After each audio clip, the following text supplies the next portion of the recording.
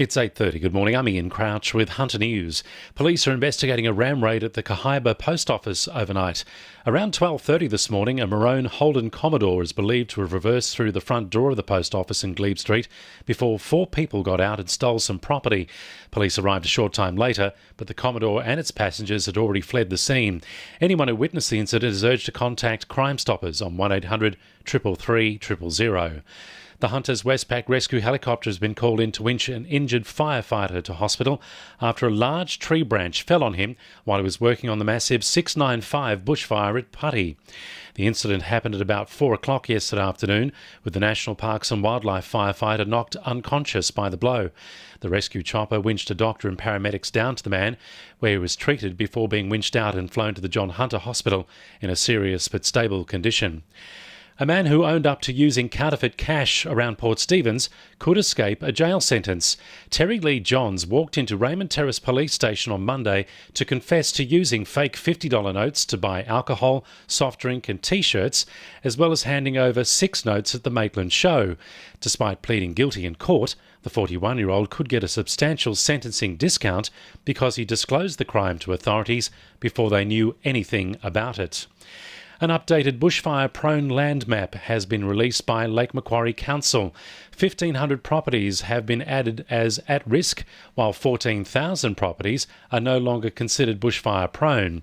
Council's Ecosystem Enhancement Coordinator Simon Walpole says the new map is supported by the RFS and considers the landscape surrounding Lake Macquarie homes and businesses. It's mainly the vegetation that's nearby, but also look at the slope and the aspect as well. The new guidelines from the Rural Fire Service also require us now to map grasslands as well, so that's why we have some additional properties. Merewether residents are up in arms over plans to build a sprawling mansion in the beachside suburb. A local businessman wants to partly demolish an existing home in Scenic Drive and build a $7.5 million residence featuring 7 bedrooms, maids' quarters, 2 swimming pools, gym, bar and rooftop terrace on a large 2,300 square metre block. Nearby residents have lodged objections, saying the development is much larger than other homes in the street and should be assessed accordingly. Anyone with a keen interest in exotic boats is being encouraged to head to Rathmines Heritage Park today to witness the launch of a locally built Scottish skiff. The 22-foot boat was handcrafted over 1,200 hours by the Lake Macquarie Classic Boat Association. President of the association, Bill Coote, says today's event will be about launching and naming the vessel. We have the naming and launching of our St Giles skiff, 4-person rowing boat designed along the lines of the Scottish rescue boats, and that launching and naming will happen at 9:30, and officiating will be Joel Fitzgibbon, Member of Parliament for the Hunter.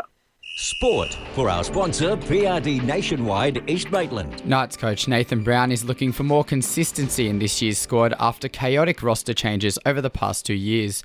Brown says he wants to see growth in this season's new-look team. Our squad's now at a stage where we should be able to see familiar names. Over the last 2 years we've had a lot of people leave the club, and obviously over the next sort of 12 months we'd like to still add players to the squad, but our change in roster now is going to be minimal, and it's about the growth of the team.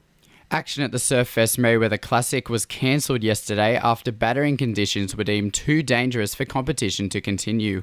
Only one heat was held for the day until a jet ski rider was knocked into the water by rough conditions. He had water in his lungs but was cleared of any injuries.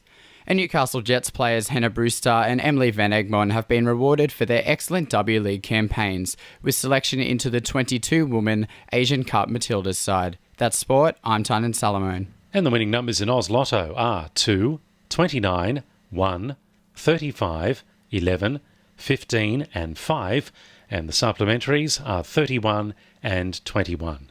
2NURFM News Time, 26 to 9.